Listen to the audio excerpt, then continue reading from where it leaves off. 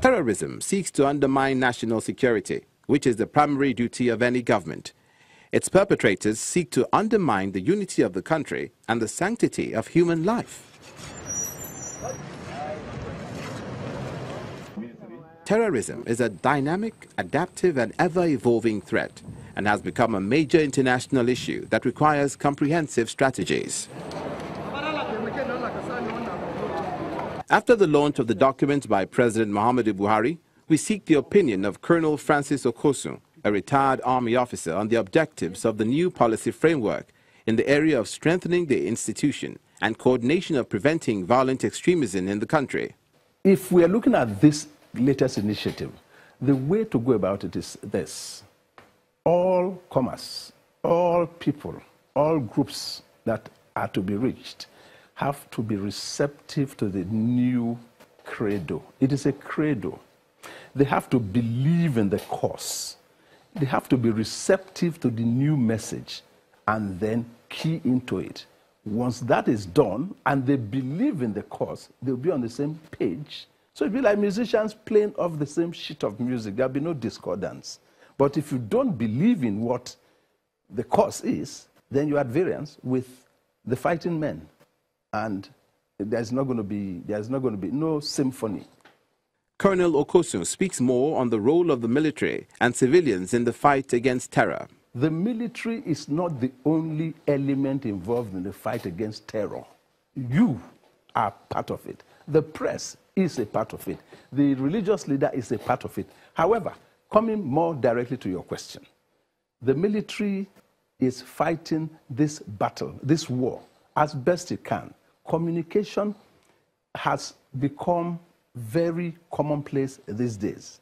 Now, I am aware that when this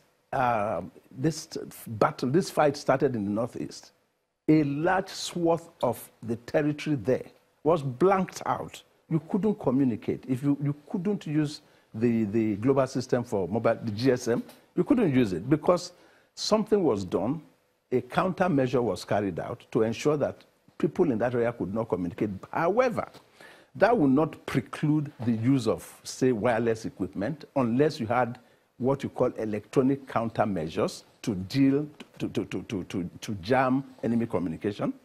But again, you would jam the communication of an enemy you know his location. If you were going to fight that country, you know that they have their headquarters for communication. See, when the first Gulf War happened, on January 15, 1990, the first thing that the Allied forces did was to knock out the command and control system of the Iraqi forces. Once that was done, and the air power was neutralized, the enemy became a sitting duck because they knew where these were, and they used precision munition to deal with them, to neutralize them. If anybody knows where Shekau is now, let them bring that forward. I'm sure they'll be handsomely rewarded, better rewarded than the whistleblower. The retired colonel further gives out records of some successes the Nigerian army and other agencies have won in the line of duty against violent extremism. As a student of military history, I wasn't there when the TIV crisis or TIV riot erupted. When the TIV riot erupted, the Nigerian army went there. I think Lieutenant Colonel Abogo Lagerma, who lost his life in the first coup, led troops to that place. They brought down that insurrection. We had Netasine. We had it in Bulunkutu. We had it in Kano. They brought those down. They had, look, they had the Agbekoya in the West in the 60s, I think. That was brought down.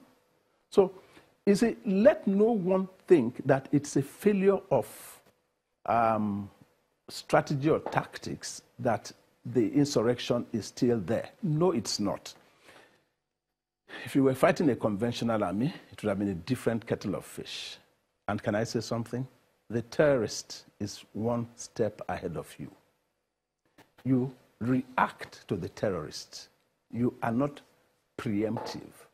If I had to fight country B, the first thing I do is to have my intelligence element study that enemy.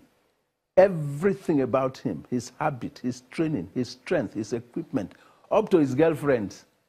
These are factors you consider. The ground on which you are going to fight him. On what ground are you fighting Boko Haram? At the bus station? Nyanya bus station? Is it at police headquarters? That's the way they operate. When people flew aeroplanes into buildings on 9/11 in the US, there was no precedence. You never had a similar situation. Suddenly, people took aeroplanes, hijacked aeroplanes mid-air, and flew them, drove them into buildings, brought down the Twin Towers, World Trade Center. Was there a precedent? There was none. You react to the terrorist. He is one step ahead of you. So he doesn't have any known or designed mode of operation or tactics. Mr. Yinka Lombo-Jobi, an expert in violent extremism, reveals the major causes. Violent extremism is all about, is interrelated with grievance, where people are aggrieved and their grievance is not met, then it could result into violent extremism. For example, Niger Delta, this was based on economic grievance. When people in the area were living in penury, the lands were devastated, and the government didn't do anything about it. The people came together under a common sentiment of grievance, and then it resulted into violent extremism. When you come up to the northern part of the country, a similar situation, grievance, especially the northeastern side, you have people there, they were aggrieved against their leaders. So they reckon that the leaders who they voted for to be governors and senators who were educated in the Western education. So they felt that Western education was bad, and so therefore Boko Haram, which is Western education, is. So they wanted to go back to their primordial identity, which is religion. They wanted religion to give them that way of living equitable within society, and so therefore you had violent extremism. So what we see is where people are aggrieved. But the most important thing is, aside from people being aggrieved, what causes violent extremism is leadership.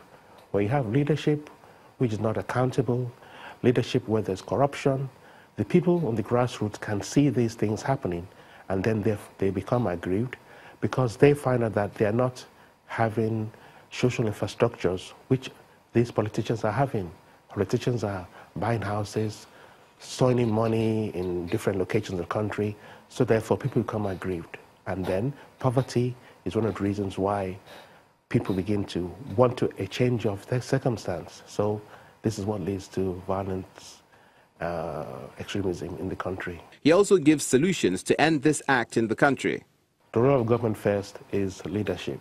Leadership should be transparent, leadership should be accountable, leadership should show by example.